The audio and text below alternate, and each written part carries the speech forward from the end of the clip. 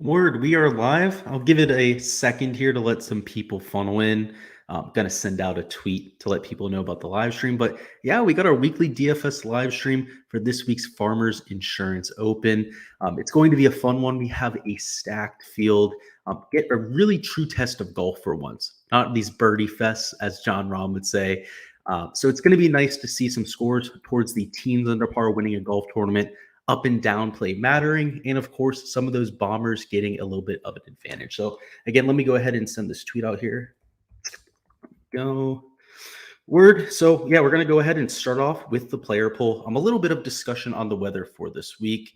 So let me go ahead and share my screen here for you guys. And I have the weather pulled up. And for tomorrow, absolutely beautiful in La Jolla. We're looking at mid 50s towards the beginning of the morning, 7 to 9 a.m. Going to warm up relatively quickly. They have that marine layer over there in San Diego that takes an hour or two to burn off, but it'll be in the mid 60s for the remainder of the day. In terms of the wind, you're looking at 2 to 3 miles an hour in the morning, essentially not a breath out there. And in the afternoon, only 6 to 7 miles an hour of wind. So looking at perfect conditions for scoring. Perhaps that's a little bit colder than what we've seen in years past, which is only going to add extra emphasis to some of those bombers, some of that distance off of the tee. If you guys are new to golf, whenever we have colder conditions, when we get humid air, like what we get with this marine layer, the ball doesn't quite travel as far. So this 7,800 yard golf course, what we have for the south course, that is, north course, only 7,300 yards, plays a little bit closer to 8,000. So with the weather, that will definitely be the place. Definitely be the place this time around. Let's take a look at Thursday. Of course, very similar story. Starting in the mid 50s in the early morning, heating up to the mid 60s by the afternoon. 2 to 3 miles an hour in the morning and 6 to 8 miles an hour in the afternoon. So pretty much identical weather from round 1 to round 2, which means there shouldn't be a drastic difference between this scoring in these waves. Any difference that exists is going to be likely due to variance or the differences in the skill gap between one wave or the other. We saw that last week. A lot of the differences between one of the golf courses and the other was mostly due to the fact that the better players were playing one of the golf courses, and the more, let's say, newer players, right, the Korn Ferry Tour graduates were playing another. We saw that round 1. La Quinta ended up playing extremely easy because John Rahm, Patrick Cantlay, all the studs were playing it, and the next day actually ended up being the hardest golf course. I'm not going to be dealing with quite that same effect this week. The weather looks very consistent from day to day. And of course, we're only dealing with a 36-hole cut. None of that 54-hole madness, which adds quite a bit of volatility to the contest in general. Let's go ahead and start off with pretty much just a player-by-player breakdown. I mean, we have the time to go ahead and do so, especially for some of these stud options up top. Want to make sure we're giving everyone their time of the day here. So first off, we have John Rahm at $11,200. I don't think you need to overthink it. He's clearly the best player in the world, but moreover than that, he's clearly the best course fit here. He's got that distance off the tee. He's got that long iron shot that he can shoot way up into the sky, have it hit very softly on these small, firm, and fast greens. Also got the putting on Poa Nua. He's a significant gainer around the green. I mean, just really not a hole in his game to begin with. I mean, if we take a look at some of the shots gain metrics, just for shits and gigs, you'll see exactly what I'm talking about. Number 2, 1, 3. I mean, the guy's essentially top 10 in the world at everything. When we see something like this, number 99 from 125 to 150, that surprises us, right? I mean, just green boxes across the board, pretty much good at everything on tour. And when we get him on these Poa Nua greens, we saw it at the US Open. We saw it when he won this event back in 2017, the Farmers Insurance Open. He can get it rolling fast. So love him this week. I don't think we need to overthink it at all. Nice to see some of you guys down here in chat. Let's get this money. Absolutely. We get the really entertaining event, good opportunity to make some money. Can't get any better than that. So like I was saying about John Rahm, though, very consistent, safe pick here. You can see I have him at a 94.1% chance of making the cut, which is quite outrageous. By far the highest percentage of anybody in this field. Something to consider, though, with John Rahm is that you're dealing with a high ownership rate, right? I have him at 20.51% right now. Would not be surprised if he came in higher than that. Just yesterday, I had him at nearly 24% expected ownership. I'm going to be eating that, right? You're not going to be able to get significant leverage on a Jon Rahm because there's still quite a few guys in this stud tier range that I want to be investing into. But I'm going to be right around 30% myself. Just a perfect course fit there. If he ends up winning the golf tournament, he's not going to dictate my week one way or the other. I think that's the right way to handle Jon Rahm in DFS, by the way, is he's this unstoppable force. Unless you have a very strong take on fading somebody like that up top, I don't think you need to push it, right? We can try and gain some of that leverage on the field. With a lot of our other picks, we have 154 other golfers in the field to choose from. So that's what we'll say about that. Another question down in chat I see. What type of build do you think is most popular? Great question, especially while we're talking about the stud tier range. So let's go ahead and talk about that. In my opinion, it's going to be more of a balanced build. So it's going to be more of a talking point when we get down to the 6K range. But especially when you get below $6,700, there's almost no targets. I mean, I believe there's 6 players in my player pool down there. If you guys have been watching this live stream week in and week out, you know that typically I love scattershotting down low. I'm willing to play 20 to even 30 players in that 6K range. This week, it's only going to be a handful. I mean, maybe 2 handfuls of players that I'll have. So I do expect it to be a little bit more balanced. Usually when we get these top end field events, you get the studs and duds approach, right? But the pricing this week is very fair down low. Pretty much anybody with any recent form, any type of course history here has been priced appropriately. I mean, even guys like a Windham Clark are $7,200. And don't get me wrong, I still love Windham Clark this week, but in years past, he would have been $6,100. So Draftkings is coming along with their 4-round scoring algorithm. In terms of pricing, sorry, not scoring. Their scoring is excellent as well. But yeah, I would say the stars and scrubs would be contrarian. Taking maybe one guy in the stud tier range, one in the 9K, one in the 8K. You know, pretty much what I do for my core picks video, that is going to be the most common build, right? Something that's balanced, not really loading up on these stud tiers, because if you're trying to mix in a Jon Rahm with somebody like one of my favorite targets down here, a Bryson DeChambeau or Sam Burns, you have to take somebody less than $6,500, or you have to take everyone in that 7K range, right? You're not able to take anyone from this 9K, this 8K range. And I don't like that either, right? So I'm kind of funneled into what the rest of the field is doing. Great question, by the way, Matthew. I should start most of my streams with that type of discussion because I think it's a good starting point for talking about the slate. I'm probably going to be in that type of build, though, right? There are some of those guys down low I like. Again, that handful, 7 or 8 that we'll talk about, they will be what will differentiate part of my player pool, but a good amount of it is going to be that balanced build. I have plenty of pivots for this slate, so I'm not going to have to worry about ownership. You'll see. Well, we'll get to these guys. There's plenty of guys that many of the industry are completely writing off this week that I love. So I'm either going to have a great week this week with DFS or we're going to take one on the chin. But these are the kind of weeks I like. I'm a GPP type player. I take that high risk, high reward type of strategy. It's done me well to this point of my DFS career.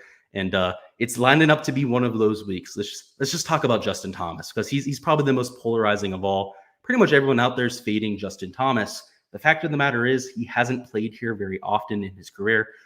Typically, we'll play Pebble Beach at the very most of any of these West Coast swings.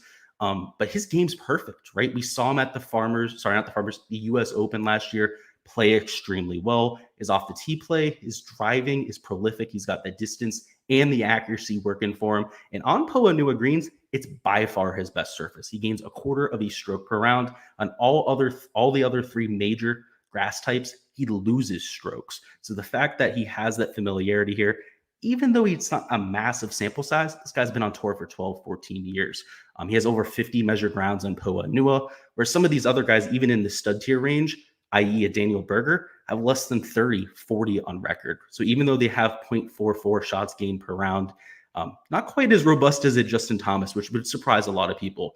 Let's talk about the shots gained metrics, though, because he is my favorite play on the slate. I've come around to it. I don't like the betting number on him. I wish he was in the mid-20s. Like some of the guys that I bet this week, which we'll talk about those guys a little bit as well, i.e. Bryson, Brooks, and who was my last bet? Dustin Johnson. I bet all of them. They're all in the mid-20s or even 30s for Brooks Kepka.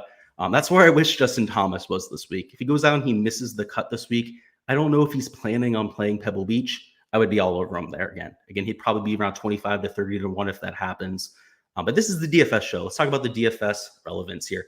First and foremost, from approaches, especially those long irons, he's one of the best in the world, right? He's good with those short irons as well, but number 4 from 150 to 175, number 8 in the world from 150 to 200 yards, and typically would be a little bit better from this 200 plus yard range as well. So this is only over the last 24 measured rounds, so obviously a little bit of volatility here, but his around the green play, his iron play, his putting on Poa Nua, everything is checking up for him. And because he's coming in as one of the lower owned plays in this range, just tons of upside. In GPPs, that's exactly what we're looking for, one of those pivots up top. And the beauty is, because he's not 20, 25% owned, we can use him in 20, 25% of our lineups and get quite a bit of leverage. So I'm going to be all over Justin Thomas here, probably one of my favorite plays on the slate.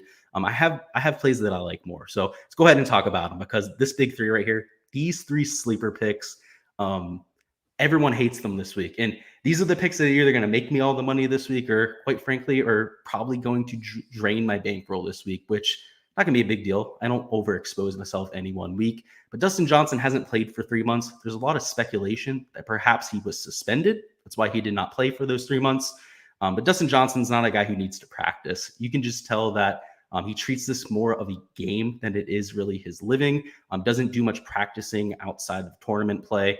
Somebody who can also flip the switch very quickly. We've seen Dustin Johnson shoot 78 and 80 the week prior to him winning at TPC River Highlands when he ended up winning the Travelers. He literally shot 16 over the tournament before. And people, of course, are like, oh, he can't play Dustin Johnson this week. He's in bad form. Form does not exist for Dustin Johnson.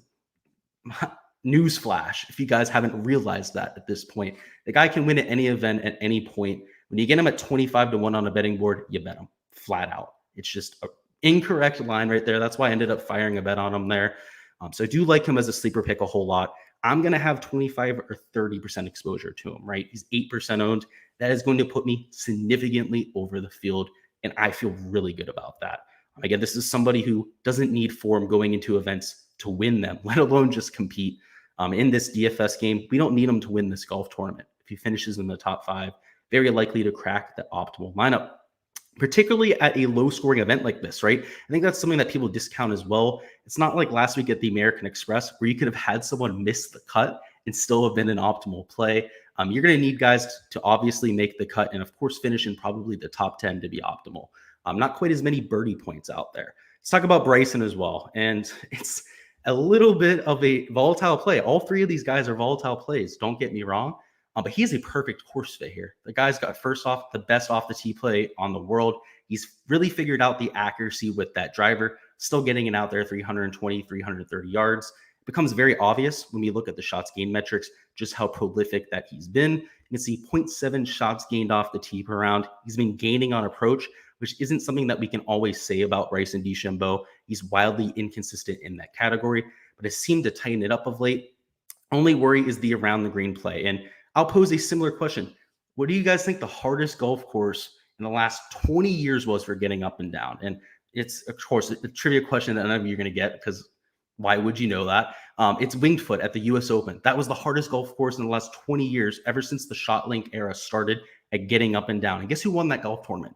Bryson DeChambeau, a historically horrible around the green player. So what that tells me is that when you have this distance advantage, you're hitting wedges into greens, you're just going to, quite frankly, miss less greens. And if he's on his play, he's gaining on approach. Again, we've seen him do that over those last 24 rounds. That's really the X factor for Bryson DeChambeau. He's going to be a factor in this golf tournament. The only thing I can really hold against him is that he's dealing with at least some type of an injury, has been seeing a little bit of treatment for that, has been going to quite a few doctors. He's a big, strong guy, though. He was supposed to play at the Sony Open. He still played at Kapalua. He was injured before that, so people speculated that that happened during the event. It did not. Happen a few weeks before then. Ended up pulling out of Wailea to go get treatment. So it wasn't because it was hurting him, that kind of thing. It was more of a preventative type of measure. And this is not speculation. He said this on his YouTube channel directly. So if you guys want to go ahead and watch that video, he has that up on his YouTube channel. I'm not worried about the injury. He's playing this week, should be completely fine. He wouldn't be risking himself if there was any type of an injury there. Brooks Koepka, also somebody I'll be going to. Similar type of metrics, right? Low owned. He's coming into the single digits in terms of ownership. He's long off the tee. The thing with Brooks is he's had horrible recent form. He's actually played quite a bit during this fall swing. The issue is he hasn't looked very sharp. Now, if we take a look at last year's performance at this event, the Farmers Insurance Open, he missed the cut. The thing to mention about that is that's when he was recovering from the injury. He was severely hampered by that knee. So I don't hold that against him. And with recent form, we've only had 2 actual events. What do we think this recent form actually represents, right? He has a total of, I believe, 6 measured rounds since, December? Because I'm counting the Hero Word Challenge there. He has 6 measured rounds in the database. The issue with Brooks Koepka is he could very well turn that switch around, right?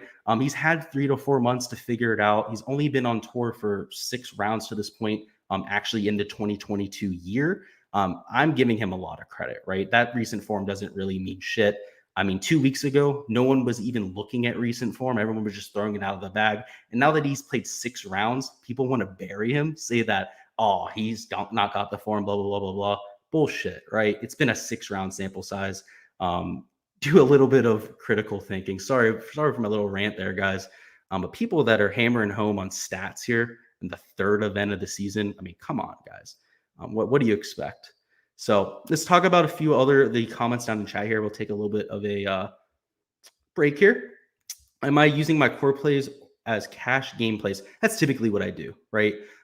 Sometimes my core plays, and I'll say this during my core plays video, are a little bit more volatile. So for this week, that is the case with the 2 guys down low. But Patrick Rogers I'd be okay with using him in a cash game.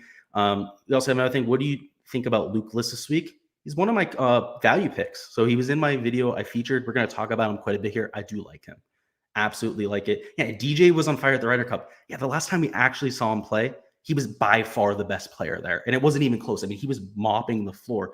If that was a shots, a stroke play event, he probably wins that thing by 10 strokes. So yeah, man, and you said he just switched to a 5-degree driver. He was hitting a 3.5 at one point.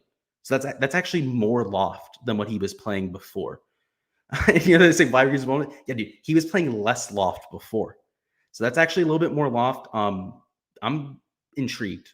I don't want to say what that's going to do. I have no idea why he's going to the more lofted driver. Perhaps it's getting him a little bit more distance. That would be important here at Torrey Pines for sure. Let's talk about some of the guys we're fading up top. So we talked about our favorite targets. First off, Hideki Matsuyama. And this has burned me. He's the guy I can't get right? So take that with a grain of salt, right? I can't ever get him right. So if I'm fading him, might want to play him. Just saying. But $10,600. He's not the best course fit per the metrics. The putting isn't ideal. You can see on Poa Nua, it is by far his best surface, but that's also in a relatively small sample size. He hardly ever comes out here to the West Coast. Isn't a mainstay at any tournament but this week. So yeah, he's more of a May play to me, right? I'd rather go to these bombers off the tee, the guys that are being completely slept on. It's not like he's completely overlooked. I mean, he's nearly 15% owned, and I would not be surprised at all if he comes in 2 to 3% more owned than somebody like a Justin Thomas. So I'm not buying this ownership number right here. I mean, the guy has been on absolute fire. I've had a lot of comments, a lot of messages on Twitter, that kind of thing, asking about Hideki Matsuyama. So anytime that happens, anytime people are just asking about Hideki, steaming him up, it's going to be higher owned than what we expect. So I'm going to be off him for that reason. I'll probably be on him here in the next couple of weeks after he misses a cut or something like that, because he's going to be closer to like $9,500, probably single digit owned once again. That's when I like using Hideki, not when he's chalk at an event with this elite of a field. Let's talk about the Xander Berger thing. All right, they're chalk this week. I like these bombers off the tee. I like the guys that are a little bit more brutes this week. A lot of people are going to these more shorter hitters, right? And, Xander's not really a shorter hitter, just smaller in stature, I would say. The issue is both of them are atrocious around the green, right? That's something that people love to forget about Xander Schauffele, is that he's a loser for his career around the green. Daniel Berger, the same shit. He can't hit around the green shots. And if there's one thing you have to be able to do at Torrey Pines with these tiny greens at the South Course, it's get up and down. They were the hardest course on the regular PGA Tour schedule last year for getting up and down. Only behind Winged Foot for the last 20 years in the shot-length era is a golf course harder to get up and down on. So don't necessarily like them, right? Bryson, I'm willing to give a pass for it because he's half his own, right? This 11% right there, he's probably going to come in the single digits. Everyone's giving him shit this week. No one wants to play Bryson. Haven't really seen anyone take an outright ticket on him. His number has gone up on the betting board. That's usually also a little bit of a hint that to his ownership is going to be a little bit lower, right? When there's less money coming on him on outrights. So yeah, I'd much rather pivot to the lower owned guy. I haven't projected for lower ownership right now, but I expect that to be a much bigger difference. I've seen people take Daniel Berger outright. He has been on fire of late with the approach play, but the problem is the around the green play. But more than anything, it is this driving distance, right? Number 110 in the world. I mean, by far the worst driver in terms of distance of these guys up top. So at Torrey Pines, it's nearly 7,800 yards, playing closer to 8,000 yards. Not something I'm actively looking to do. You have another question down in chat, and we'll do this before we get into the 9K range, which is intriguing. A lot of low-owned players there in the 9K range. Rise to Power says Houma and Burns. Yeah, we're going to get to that whole range here in a second. We're going to talk about Burns here in literally 30 seconds. Love him, especially Houma. He's really good on those West Coast type of swings. Miami Mike says, playing a high dollar single entry, where are you starting your lineup? High dollar single entry. I'm not playing John Rahm in high dollar single entry. He's probably going to be 30, 35% owned to this type of contests. Probably not starting with DJ or Bryson or Brooks, all a little bit too volatile for that type of contest. Either Justin Thomas, because I expect him to come in relatively low owned for single entry contests. People try to play with a more safe strategy in this type of contests, and the safe pick would be to take somebody like a John Rahm, which would pivot me to JT. Or, of course, we could go with Sam Burns, right? Sam Burns, he would be a little bit cheaper of an option. If you're not as keen to going down into that 6K range, I would recommend starting with somebody like a Sam Burns. He was in the final group last year of this golf tournament with Patrick Reed, ended up faltering down the stretch. So he clearly likes this place. He's a great course fit. Hopefully that gives you an idea there. I would either go the whole way up top for somebody like a JT or a Rahm, or I would start with Sam Burns. There's an article about Boston's driver. Oh, cool. Yeah, I'll have to check that out after this. It's the new Cobra. They had it on one of the commercials of late. So yeah, I'll have to check that out. And you said, do you think you see somebody win who's not won before? No. You're going to see a proven tour winner win this week. I can tell you that almost for sure. It's that type of venue, right? Last week at the American Express was the complete opposite. You're dealing with a lot of volatility, 3 golf courses. It was a birdie fest. You're going to see a winning score this week in the teens under par, and that's at the very best. We do have some good scoreable conditions, so I do see them getting to 15, 16 under par. But in years past, we have seen this be in the single digits under par in terms of a winner. Snedeker won at 8 under par. We've seen 6 under par win this thing before as well.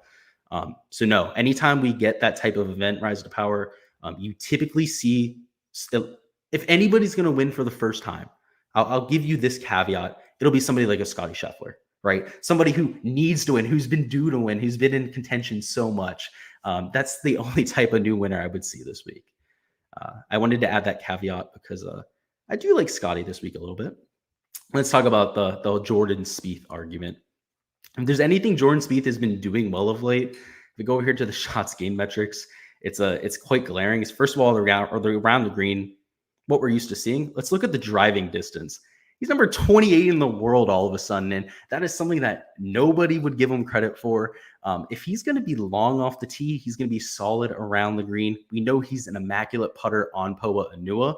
He should be a good play this week, and he's gone that distance over about the last year and a half. Sure, at first, he was really sacrificing a lot of that accuracy. That's why we really saw him go to that low about a year and a half ago. But ever since then, he started to really ratchet in that accuracy. And over there at the Hero World Challenge, was hitting almost every single fairway. And granted, they were very large fairways, not quite as large as what we're going to see this week at all at Torrey Pines.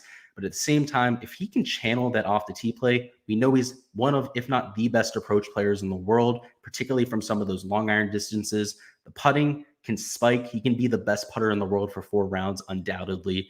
I'm taking a few shots on Jordan Spieth. Now, granted, I am a Jordan Spieth homer. You're probably not going to find a bigger Jordan Spieth fan out there. But all the metrics point to him going up. And he's single digit owned, right? It's not like he's coming in 10, 15% owned. I'm playing him in around 20% of my lineups as a pure upside play. Sanjay M is a fade. He's a loser on Poa Inua. I did a little bit of deeper diving into his chipping on Poa Inua, also out of Kikuyu Rough, and he's one of the worst players in the field. I ran a little bit of a model for that. at courses with Kikuyu rough. It's essentially just this course in Pebble Beach, right? I ran the statistics for it for everyone in the field. Now, some players didn't have sample sizes, but for the players that had over 8 rounds at either of the golf courses that at least played last year and made the cut for both, or have played 2 years and not made the cut, he was the worst player in the field around the green. And typically that's one of his strong suits. So one thing we'll say about the rough this week and why really course history matters is Kikuyu rough is a beast of its own. It's like Bermuda grass. The issue is we see Bermuda week in and week out. So these players have had time to adjust. Kikuyu is pretty much at Pebble Beach. TPC Harding Park had it, but that was for a major championship. That's not something that we see every year. Then we see it here at Torrey Pines. That's about it. So guys that are local clearly have a lot of familiarity with it, or guys that have been on tour for a while have definitely figured it out. And you can see it with the stats. Some guys gain extra strokes on this type of surface, just like you'll see with putting. And of course, a lot of guys are atrocious on it. That's the one thing that you see with Kikuyu grass. There's a whole lot of guys that are really dog shit on it. So we're going to talk about some of those guys. Sanjay is one of them. He can't seem to figure out the surface. And I see we have a comment about Tony Finau, and I am right there with you, Miami Mike. First off, super likable guy. He's in my top 5 liked players on tour. He's not my favorite. He's not my top 3, but he's at least up there. I'm going to have him in the player pool. There's a ton of money on him in Vegas this week. I believe he's their biggest liability, or at least at the MGM Grand. He's the biggest liability, I believe, at William Hill. He might be as well. So that means there's a lot of big tickets on Tony Finau as well, which is always scary, right? I mean, the guy, he's allergic to winning. I think that's the best way to put it. I mean, the guy has all the tools, but he's allergic to winning. Anytime he gets close to that lead, he starts to get hives all over. And he chokes it typically. But I would love to see him win. In DFS, though, he doesn't have to win, which is the beauty, which is definitely why I'm a lot more comfortable not betting him outright and just playing him in DFS. Mark Leishman at $9,000. He's won here before. He's great at getting up and down. The long iron play is really the main strength for Mark Leishman. That's why he tends to succeed at some of these major championships. I mean, almost won the Open Championship. Was a contender at Augusta last year. Also solid on Poa Inua greens. So really just a well-rounded play here. He's also a little bit longer off the tee than people give him credit for. If we take a look at his driving distance metric over here, let's see. It's number 95 in the world, but this is a world rank. It's not even just for this field. So that's really not all that bad for Mark Leishman. So he's going to be in my player pool. He's not going to be significantly owned. I'm probably going to have just over the field between 15 to 20%. But given his course fit, given that he's won here before, is somebody that I at least want to be around the field at least. And can you give us the guys in the field that are good on bent Poa? The 6 showdown. Yeah, absolutely. Yeah, we'll go through it. A couple guys at the top you'd want to talk about. John Rahm's really good on it. That's why he's had so much success here over the past. Xander Schauffele grew up on it. I'm fading him, but I understand if you want to take that type of narrative, go with it. I could see it. He's playing on the North Course tomorrow as well, Xander Schauffele. So he could be a good target for showdown, right? I may enter a showdown lineup or 2, and he could very well find his way into those. And as we go through this, I'll identify some of the other people that have been good on it. Jordan Spieth has shown ability on it. He hasn't been correlated to success on the bent Poa surface. But at the same time, he's had spike performances, right? And it's one of those interesting situations where a player will be right around their average baseline on a surface, but every once in a while they'll go out, gain 4 or 5 strokes in a round. That's Jordan Spieth's baseline on bent Poa. And yeah, we'll talk about a few others that come to mind. I don't know all of them off the top of my head. Perhaps at the end of the show, I'll do a little bit of a database query, find the best players on bent Poa, just to give you a little bit of a better idea. Another guy in this 9K range, I guess we're into the 8K guys now, is Corey Connors, right? He had a horrible week last week. I faded him last week, thank goodness. But he's got the skill set for these major championships. We saw him lead at Kiawah Island. He shot 6 under the first day. We need a guy to drive it long and straight off the tee, to also hit some of those long irons to 5-6 feet. Corey Connors is your guy. And even though he's an atrocious putter, even worse on Poa Inua, loses over a stroke per round. Again, that's probably just a sample size thing. There's no way that he's actually that bad. I mean, there's just no way. But in terms of the shots gained metrics that make him look like a great play, gaining over a stroke per round with his ball striking. The putting of late has been a bright spot. You see, he's gaining a quarter of a stroke per round. So if he can continue that kind of momentum would be an absolute smash spot here. That's why he's been chalked the last few weeks. People have seen those ball striking numbers. They're right around where we typically see them for a Corey Connors, and the putting has been there, right? People are looking to ride that momentum. Unfortunately, he's probably due for some negative regression, but we've seen that over the last 2 events. So perhaps he's able to spike back in the other direction. So he's relatively low owned. He's only 10% right there. Has a much better ball striking pedigree than anyone else in this range. People want to write off Matthew Wolff like he's dead or something like that. I understand if you don't want to play him after last week's debacle, but I'll be playing him here. He's long off the tee. He's the very similar build to a Bryson DeChambeau. High birdie, better percentage. Not the best around the green, but you can see with his POA Nua numbers, excellent, just like a Bryson as well. So I'll be playing him. He's super low owned. I mean, he's just at 4.91% right there. But not anyone I'm getting to nearly as much ownership as last week. I'd be lucky if I got to 15% this week, that kind of thing. Max Houma, I know somebody mentioned him down in chat before. Anytime we get to the West Coast, Houma is going to be in play. He loves the bent POA surface, also loves the pure POA Nua surface, gaining over a third of a stroke per round. His off the tee play can kind of hold him back at times, but the fact that he was able to compete at Riviera, another really challenging and demanding course off the tee, shows that it's in his range of outcomes. He definitely has to have that spike week off the tee to go out and win this type of event, but to end up finishing in the top 15 or 20, he could go out there, have just a slightly above average week and get to that type of performance. So I do like Max Houma in this range. It's a little bit of a dead range. You can see there's quite a few fades here, particularly when we get to this upper 7K range. I talked about Maverick Mcnealy during the core picks video. I assume most of you saw that. Just a stud on POA Nua, great course fit, good with the long irons, long off the tee. Also went to school at Stanford, just up the road.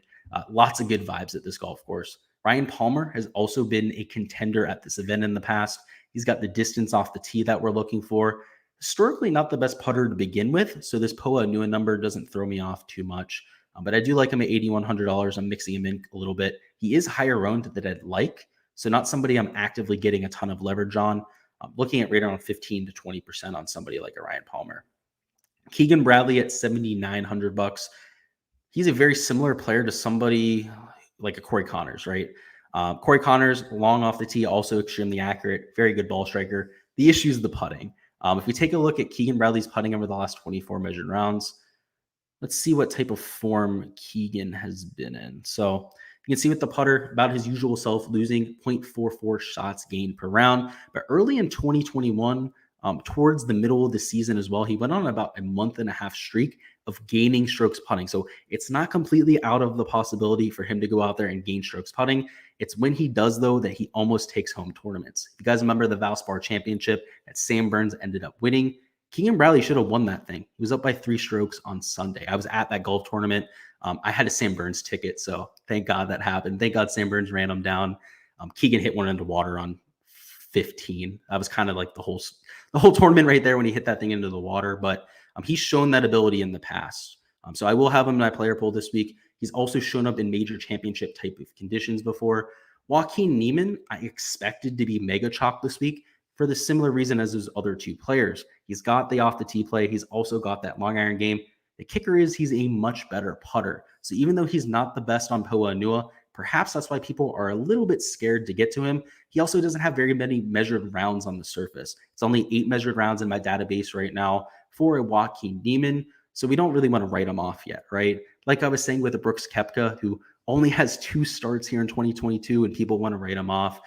You got to give these guys a chance to actually put up a sample size. Until then, I am much more willing to take a look at a player's long-term form because at the very least, they're also able to regress towards that.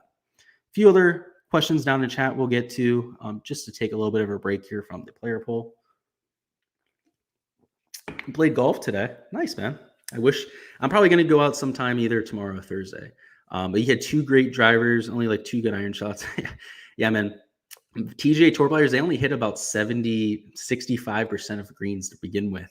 On TV, though, they only show the good shots. So you always think that they're better than they are, but undoubtedly, man, the pros do make it look easy. You said, wait, who's the best putter on tour right now? That is up for debate. If you look at the 2021 stats, that would be Louis Oosthuizen. He'd be the best putter on tour.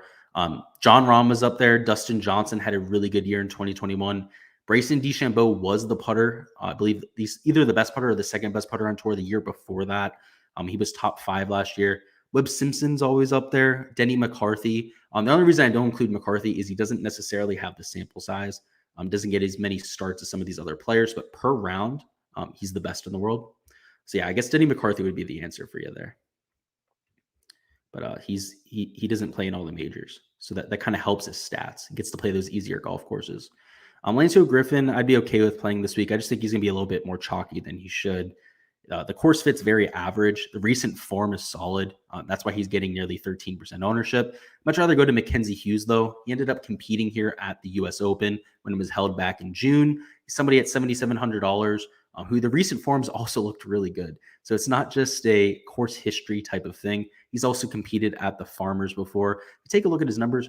Gaining 0.4 strokes gained putting per round. That's super solid. Gaining around the green as per usual. But for him to be right around a neutral player on approach, that's much better than what we're used to seeing from Mackenzie Hughes. He's typically not one of the better approach players on tour. If you go ahead and take a look at some of his numbers, particularly from the longer approach ranges, you can see he hasn't been the best of late, but historically a little bit better than that. From 200 plus yards, you can see he's number 71 in the world. So the fact that he's 142 from 170 to 200 yards, it's a little bit misleading. He's typically a little bit closer to 100, if not the top 75 like we see over here.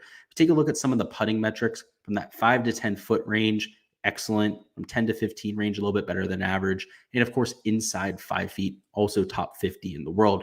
The key to these small greens is that you're going to have a ton of short putts.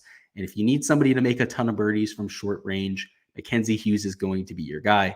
Unfortunately, though, he doesn't hit many greens. He doesn't stick it that close very often. So we are going to need him to spike in this shots gained approach category to really go out there and compete this week. But we have seen him do that in the past, and he has a ton of good vibes around this venue. Let's get to Luke List now. I know somebody wanted me to touch on him a little bit before.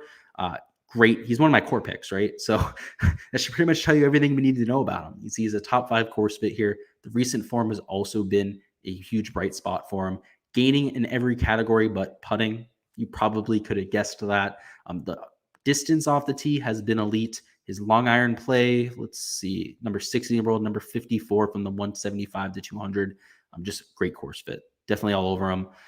If he can putt to a neutral rate this week, he could compete. He could end up finishing in the top 5. If he goes out there and he gains strokes putting, which he'll do about 2 to 3 times per year, he could win this golf tournament. He gained at the Wells Fargo Championship and almost took down Rory McIlroy. Ended up finishing in the top 5 there. A little bit further down the board, somebody put $1 million bet on Jason Day to win this week. Just interesting, right? I'm not going to say that I agree with that, but somebody out there feels really strongly about Jason Day this week. He's going to be in my player pool. I like his putting on Poa Nua. I like the fact that he's still pretty long off the tee. He's an around the green specialist. There's a reason why he's won this event in the past. He's a perfect course fit. But yeah, he's not the same player anymore. So whoever made that bet's maybe stuck back in like 2010 or something like that. Keith Mitchell, I see a comment down in the chat asking about Keith Mitchell. So let's go ahead and touch on him here. He's long off the tee. He's historically not the best putter on Poa Nua, but that is not over the largest sample size. The approach play, let's take a look at what it's looked like of late, because I haven't done a deep dive into his game of late. And let's see what we got. So losing on approach. So that's an issue to me, right? So anytime we have Keith Mitchell, he tends to go on runs with his approach play. And if he's losing of late, that's a little bit worrisome. But much like we were saying with Brooks Koepka, some of these other small sample sizes, I'm not going to hold it against him too much. So you can see I didn't have him out of my player pool. He's right now somebody that I'm debating adding to my pool. That's what it means when I have somebody down as a blank. So yeah, we'll have to see about Keith Mitchell. If I can fit him into my player pool, I mean, he's super low owned, trivially owned. He probably squeezes his way in. He's got the off the tee play at the very least. The around the green play, always pretty bad for Keith Mitchell. So we got to worry about that from time to time. And of course, the approach play hasn't looked very good of late. So not sure I'd make him a core pick, if that answers your question there. Mito Pereira at $7,400. He's an elite course fit, long off the tee like a Keith Mitchell. The thing here with Mito Pereira, right, is if you take a look at these shots gained metrics, he's just been otherworldly with the approach play, getting over half a stroke per round. If we're going to take a chance with some of these bombers in this mid 7K range, I'd rather do it with the guy that has been a little bit of a proven winner of late with the approach play.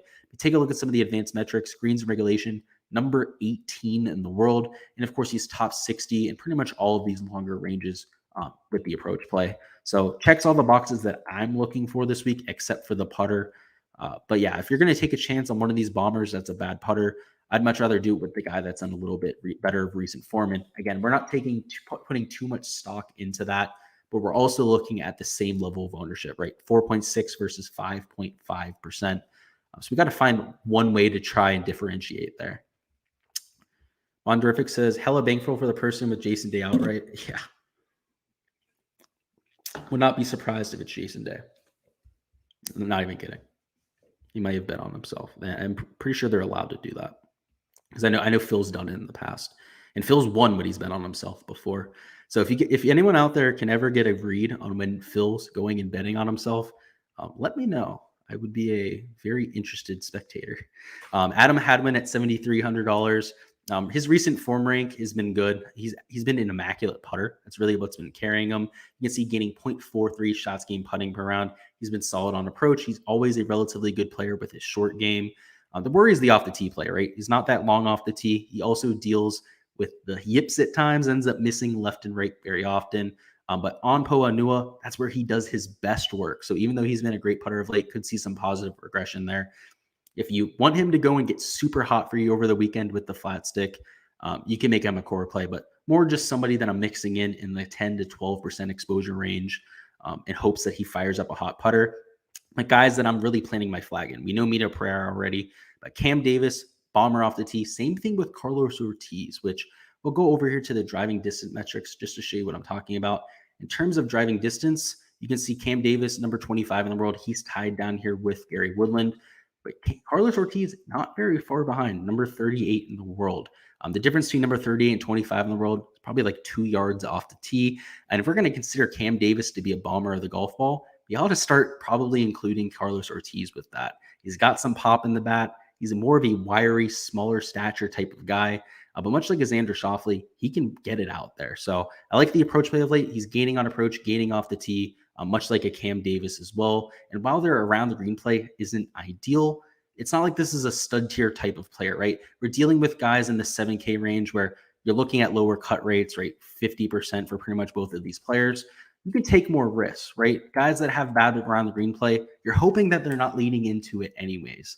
Even though the greens are small here, for some of these guys like a Cam Davis or Carlos Ortiz to compete here at Torrey Pines, they've got to be hitting a ton of greens, right? So in that type of circumstance, when they have their approach play working, the around the green game isn't going to be as important, right? Because they're hitting all of these greens. They're not putting themselves in a lot of bad situations. So willing to give guys in the 7K range a much bigger pass on the around the green play and some of these guys in the 9 and 10K range where you really need them to finish in the top 10, right? You can't have somebody like Xander Schauffele go out there and finish 15th.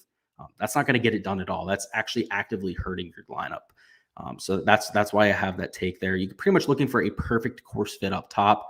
In the mid 7K range, the guys checks three of the four boxes that you're looking for. Probably a solid play. In the 6K range, they check any of the boxes that you're looking for. Probably somebody you should consider. Joel Damon, not going to be in the player pool. He's a little bit too short for me. Matt Jones, another Australian. Something I meant to mention with Cam Davis that I did mention during the value picks video is that Australians have been very solid here over the years. They have Kikuyu grass over in Australia. They also have Poa Nua greens for the most part. So in terms of a course, in terms of a feel, very similar, right? So that you see them have a lot of success and not always the biggest names, right? Some of these like lower tier Australians over the years have competed here. You've seen Mark Leishman win this golf tournament in the last 5 years. So Matt Jones, he did show a lot of potential at Kapalua at the Century Tournament of Champions. And one thing that Matt Jones also doesn't get credit for is he's relatively long off the tee. You see, he's number 37 in the world in driving distance. So he's long off the tee. He's Australian, which gives him a little bit of a boost there. And he's coming in with relatively good recent form. And just a few weeks ago at Wailea, he was 20% owned. He was a clear fade that week. Hopefully you guys listened to me there. Ended up missing the cut. If he's going to come in at 6% owned just one tournament later, a no-brainer pick for me. Ricky Fowler's a fade. I played him last week. That went horribly.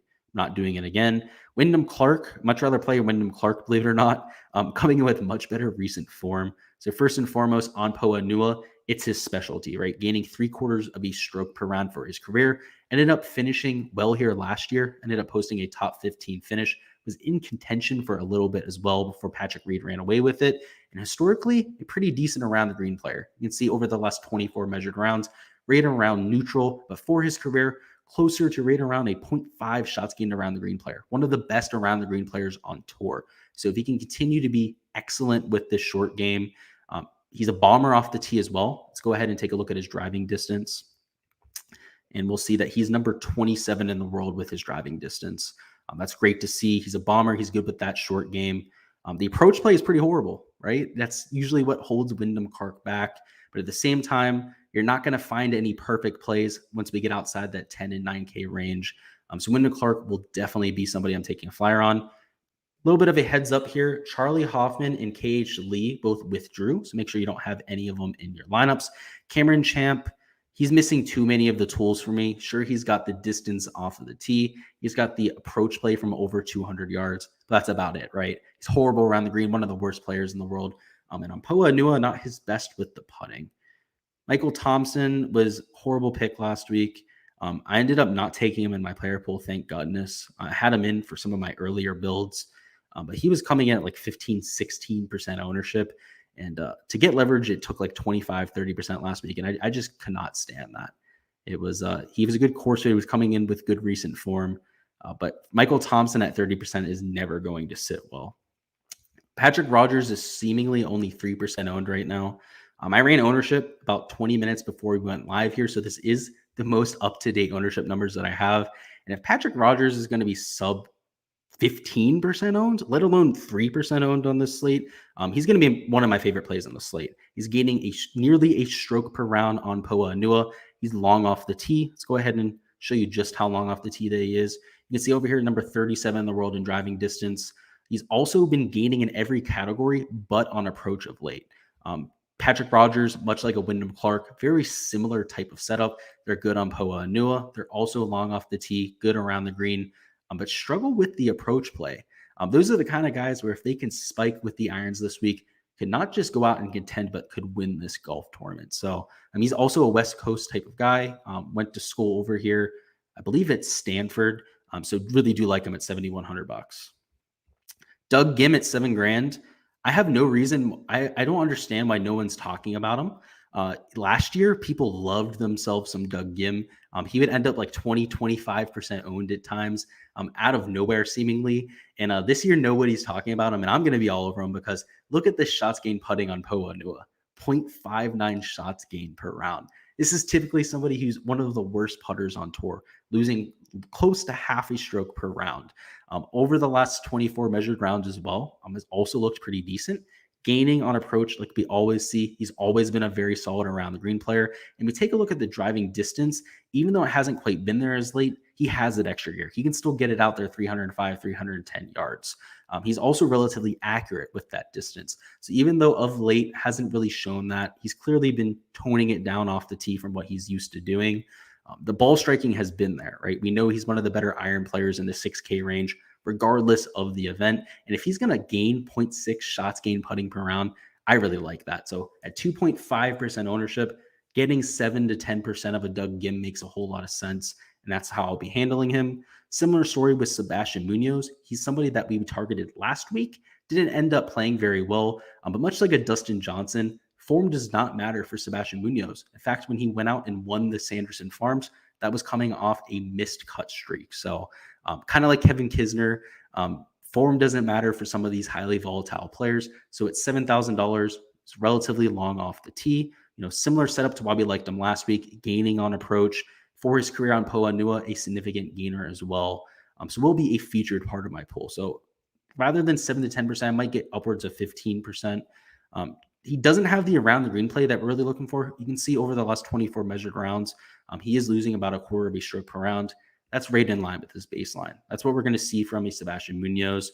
But much like some of the other people we're targeting, like Patrick Rodgers, a few of these other bad around the green players up here, like a Carlos Ortiz, a Cam Davis, we got to hope that they're not missing greens to begin with, right? If they're going to go out there and have a solid week, it's going to be because their approach play is on point and hopefully not hitting as many around the green shots. All right, now we're in the 6K range. We're not going to touch on everyone anymore. We touched on pretty much all the core plays. We'll touch on my favorite value plays in this range, right? There's only a handful less than $7,000. Dylan Fratelli, anytime you have a hard golf course where getting up and down is going to matter, like an Open Championship where he contended. We've seen him also contend at U.S. Opens in the past. Dylan Fratelli is going to be in play. He's just like a Windham Clark. He's long off the tee. He's decent with the putting. He's good around the green. But we've seen him show up at some of these events in the past. That's really what separates him from a Windham Clark, some of these other type of players. So I like him a ton. He's $6,900, also a relatively good price tag. Kyle Stanley almost won the Farmers Insurance Open. He ended up making a triple bogey on the last hole to cough it up. So big oof. Believe that's when Mark Leishman ended up winning. He's long off the tee, very solid with the approach play. Also very good around the green. His clear issue is the putting. He's one of the worst putters on tour, regardless of the surface. And you can see of late has not looked much better, right? Losing nearly 0.7 shots gained putting per round. If he does that, he could still very well go out and make a cut. He's in fact probably the safest play in the 6K range to go out and do so. But to compete, he's got to at least flip the putter to a neutral rate. If he can go out there, be a neutral putter, could very well find himself in the top 10 of this event.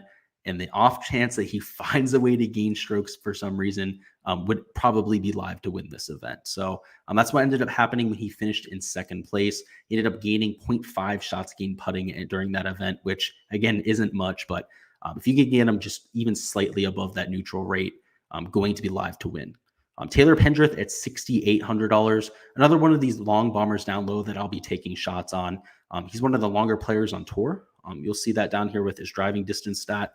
You'll see he's at number 21 in the world for driving distance. And that's not just for this field. Again, that is for the world. And historically, at least for what we were hearing about Taylor Pendrith when he was coming out of college, also when he's been on the Korn Ferry Tour, is that this guy is just a ball striker, somebody who can rip it off the tee. His approach play is going to be up there with some of the best on tour.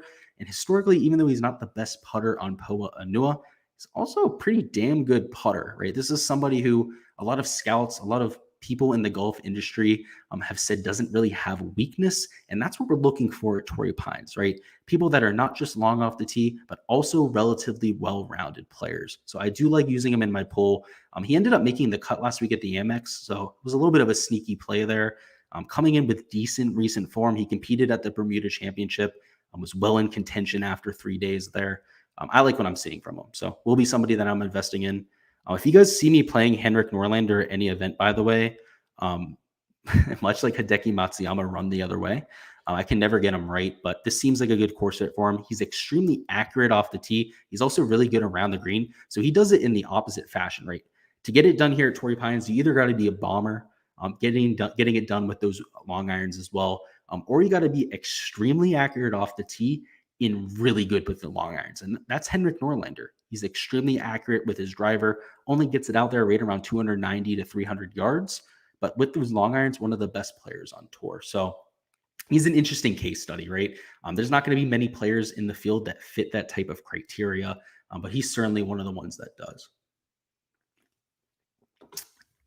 All right, a few other value options. Joseph Bramlett.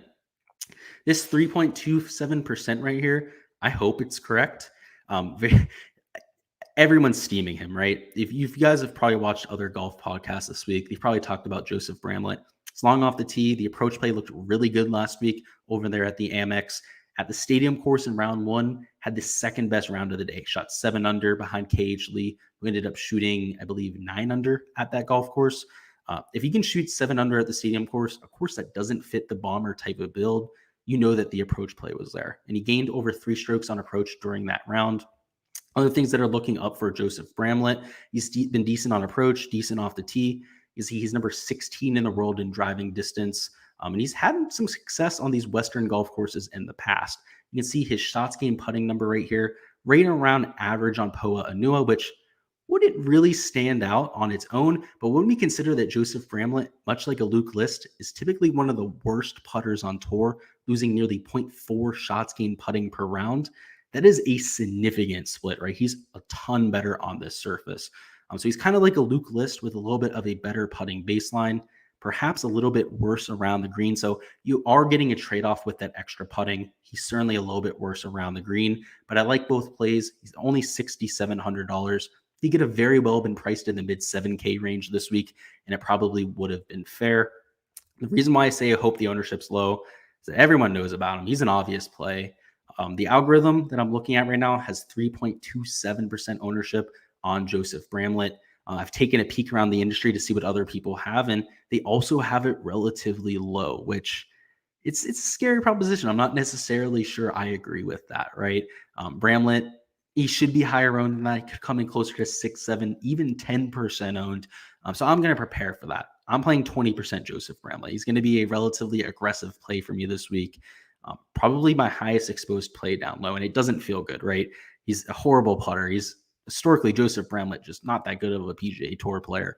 But this is the kind of slate that we're dealing with. This is why before, when I was asked about the type of build I expect to be popular, why I said that studs and duds probably not going to be as popular as in most weeks.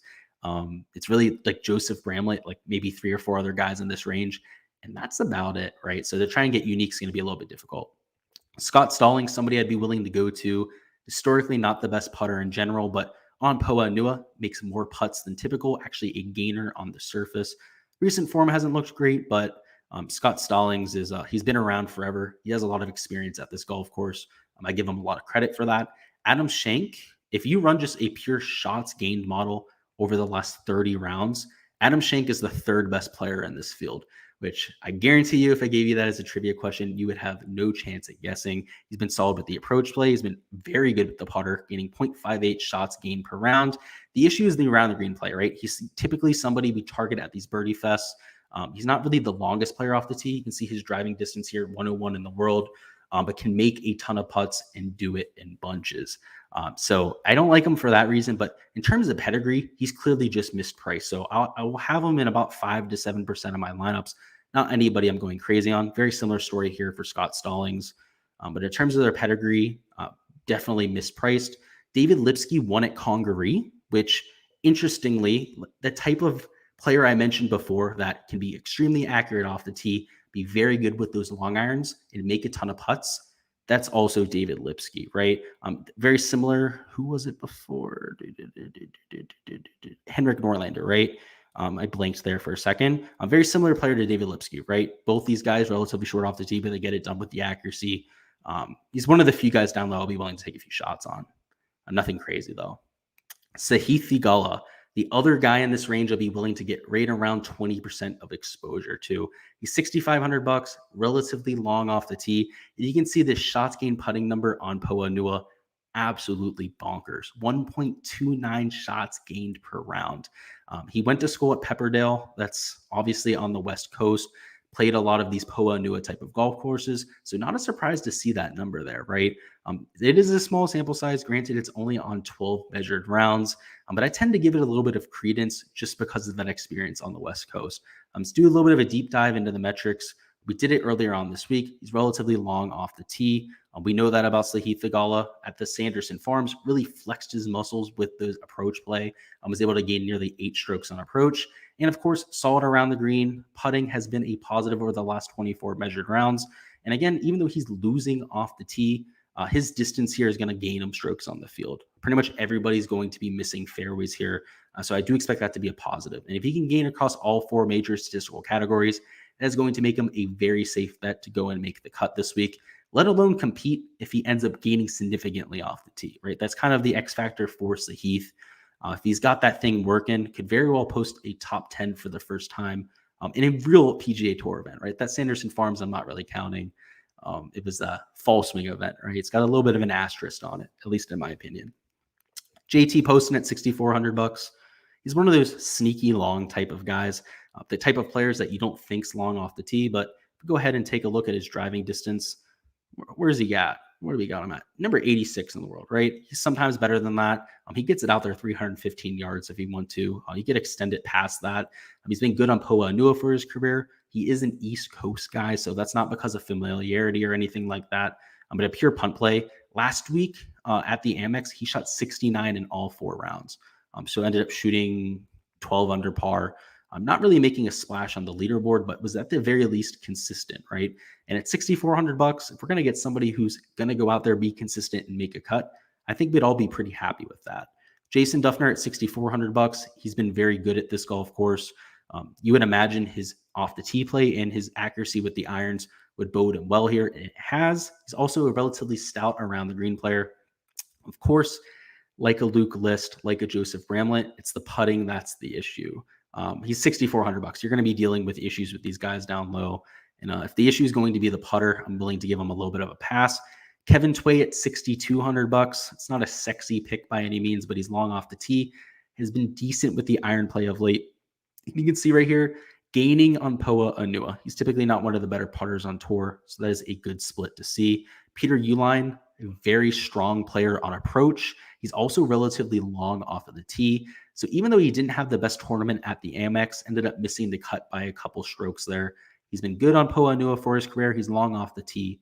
Again, he's only $6,200, so you kind of get what you're paying for down here. But Brendan Hagee at $6,100. He's somebody I will be willing to get at least a little bit of ownership to. Not the 5 to 7% that we're getting for some of these other guys like a Peter Uihlein, even a Kevin Tway. We're looking at a good 15 to 20% investment into Brandon Hagee. He's long off the tee first and foremost. We know that. He's a prolific gainer on Poa Anua, gaining nearly half a stroke per round. And one thing we know about Brandon Hagee, let's go ahead and scroll down to him here. He's super long off the tee. Number 11 in the world in driving distance. For sure, we need the iron play to come around. Of late, has been bleeding strokes on approach, but he's always been good off the tee. We always know that he's good around the green. He's historically an amazing putter on the surface. So even if he goes out there and is just a neutral player on approach, could very well end up finishing in the top 25. He's got the prerequisite distance that we're looking for here at Torrey Pines.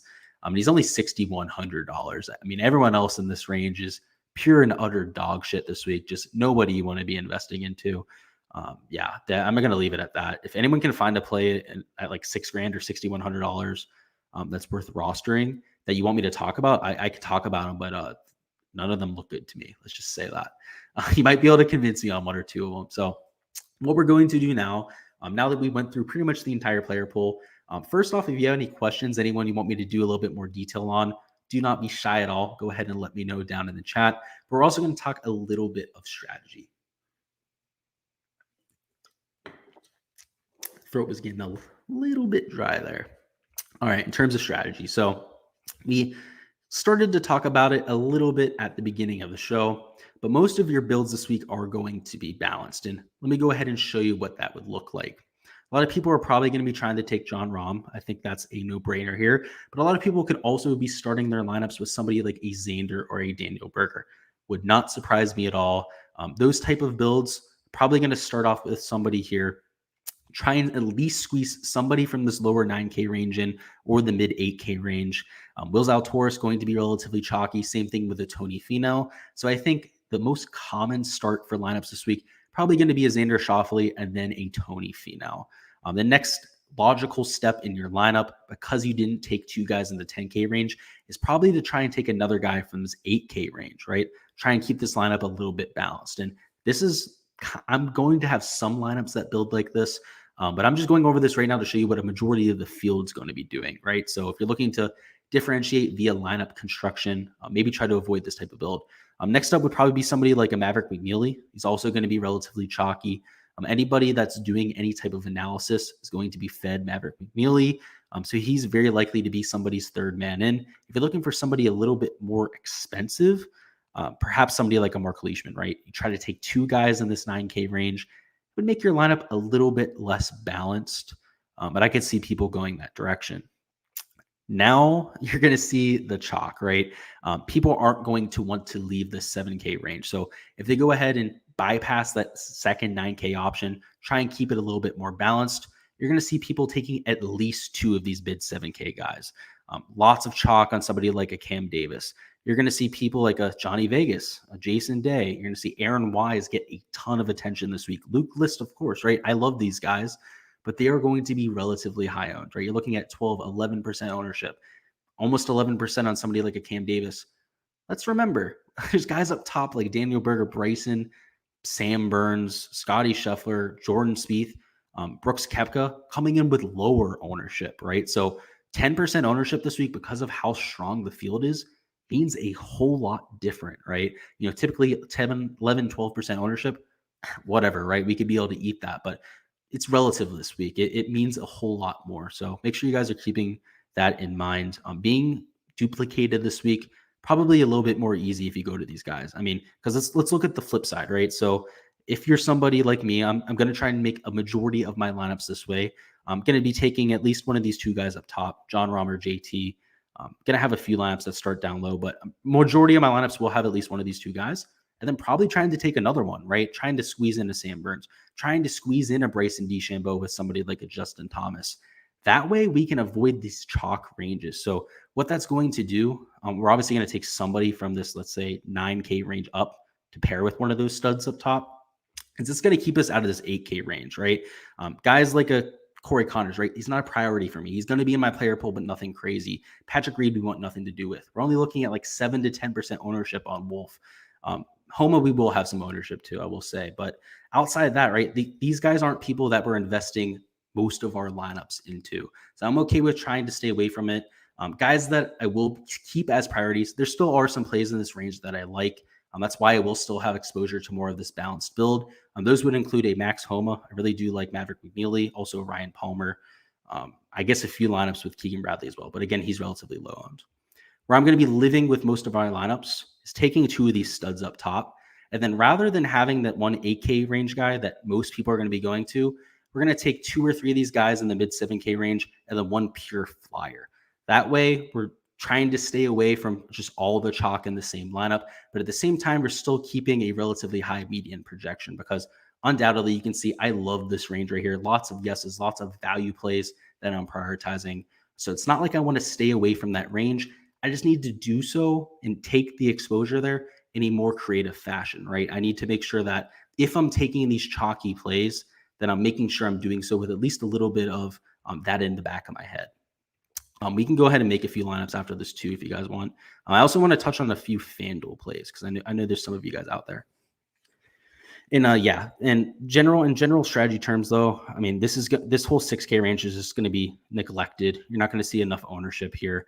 So if you're taking 1 or even 2 guys from this 6K range in your lineups, that's probably enough to differentiate it right there.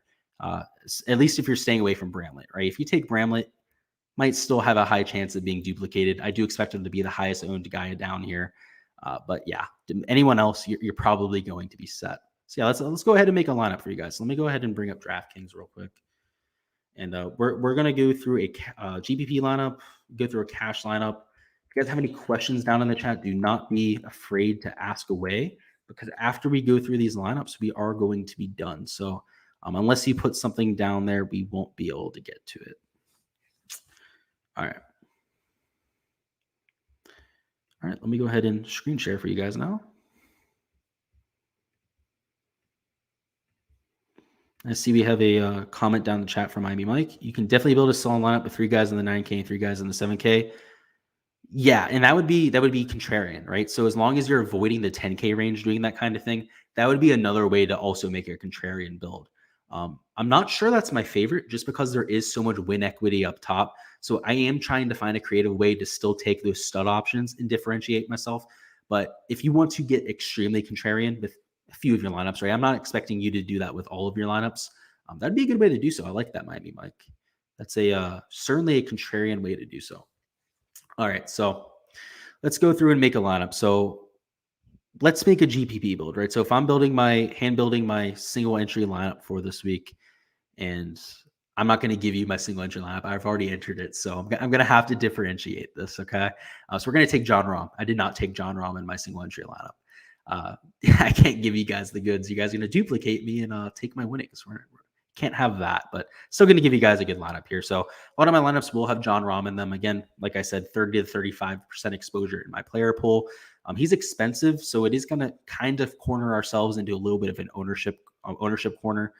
So we're gonna keep that in mind here. So if we're taking John Rahm up top, I'm trying to differentiate with my second man in. So somebody like a Dustin Johnson, a Bryson, or a Brooks Koepka would be my player du jour. We're going to go ahead and put Bryson in here. He's not the least expensive of the bunch, but he is probably going to be the lowest owned. So like I'm there at $9,900. And like I said, because we took 2 stud tier options, it kind of keeps us out of that 8K range, right? We only have $7,200 remaining per player.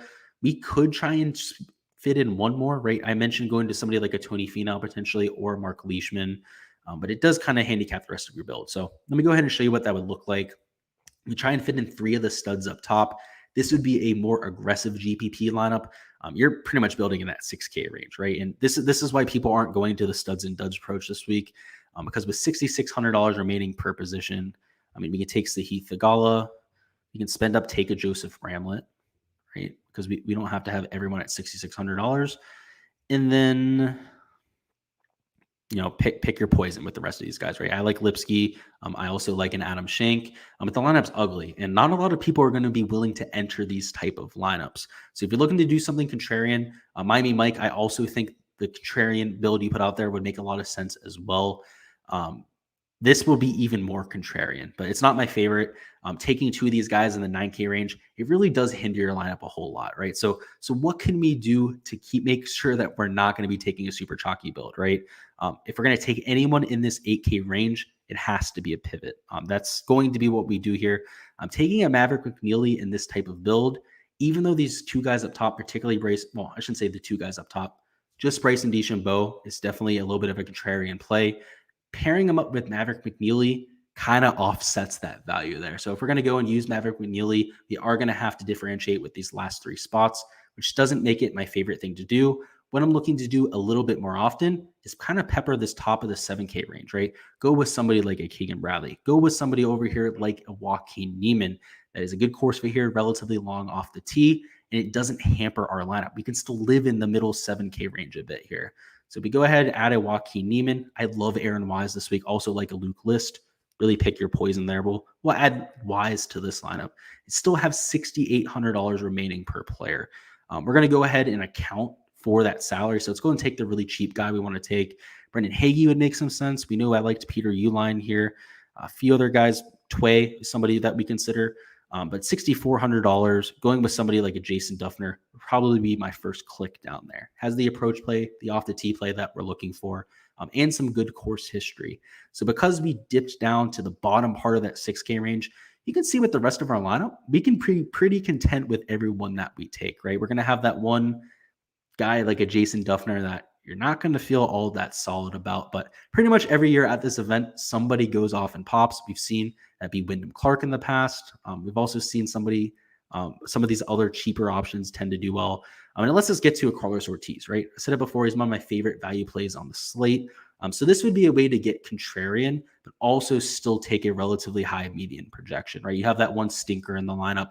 Whereas when we ran the 3 9K guys, you had to take 3 stinkers in the same lineup, which is a little bit harder to swallow. That ends up being optimal in GPPs quite often, but it's bringing on a whole lot of risk at the same time. So I like these type of builds a little bit more. This is the kind of build I'd be looking at in a GPP this week. Let's go ahead and do a cash lineup now. So for cash, we're looking to take just the pure best median projection here. So Jon Rahm is a no-brainer play in cash. I don't think you need to overthink that whatsoever. But if we're trying to take more of a balanced build here, we're not going to be able to take it like a Bryson DeChambeau, right? We want somebody with a little bit more of a narrow range of outcomes. And if we're looking for that, it's Tony Finau. The guy makes cuts. Sure, he doesn't win all that often, a little bit allergic to that. But if you want somebody to go out and make a cut for us, he's going to be the guy.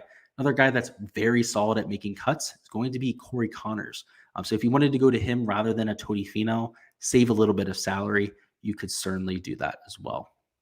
Now moving down to another player, Brian Palmer would be another just logical option for a cash lineup. He's consistent. He makes a ton of cuts. He's long off the tee, has the approach play that we're looking for.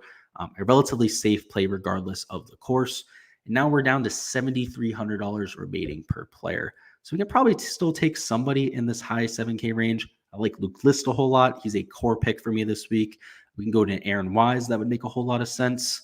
But moving down a little bit farther, just to not really handicap our process here, Kevin Streelman, somebody I would consider for cash games. Patrick Rogers, the ideal play though, right? He's great on Poa Nua, long off the tee, has the familiarity over here on the West Coast. So we make a whole lot of sense. And do we have enough for Windham Clark? Yes, we do. So this is a type of lineup I would use in cash.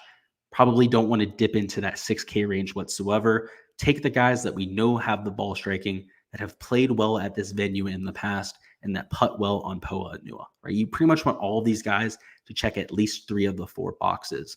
If they end up having 1 or even 2 red flags, or especially 2 red flags, make sure that you guys are maybe not using them for cash, right? If anything, the red flags that we have here, there's none for John Rahm. There's not really any for Ryan Palmer. It's the putter for the rest of these guys, excluding Windham Clark. But they definitely could get by, easily make a cut with just their ball striking alone. So that is all we've got here for the slate, guys. Appreciate you guys stopping by, commenting, enjoying the live stream, becoming a part of the community. For anybody that's new here, if you guys are watching this on replay, you have any questions you weren't able to ask during the live stream, do not be shy to go ahead and comment them below. We have a lot of time tomorrow before lock. Again, it doesn't lock till right around 11 a.m. Eastern time. So if I see the question tonight, even if I see it tomorrow morning, I will make sure to get back to all of you. I pretty much answer all the questions in my YouTube comments. I know that isn't something that is really a regular around the industry here, but I like to get back to you guys, right? You don't have to pay for my Patreon just to get my answers from me, just to get advice from me. I'm not that type of guy. So I appreciate you guys stopping by. Good luck with your lineups. We will have a showdown live stream tomorrow, so I'll go ahead and mention that. That is going to be after play ends. I would imagine right around 8 p.m. Eastern time. So I will go out, put that out on my Twitter. So again, if you guys haven't followed my Twitter, by the way, highly recommend you go ahead and do so. I'm always posting when I'm going live on there. That's the easiest way to get my live schedule, figure out when I'm going live for showdown, that sort of stuff. I post it in my Patreon as well. But if you're looking for the free access to the schedule, that's the best way to do so. So have a nice Tuesday night. And hey, remember, locks tomorrow morning. You guys better not forget to put in your lineups. Every single year when we get this type of thing, somebody forgets. Don't be that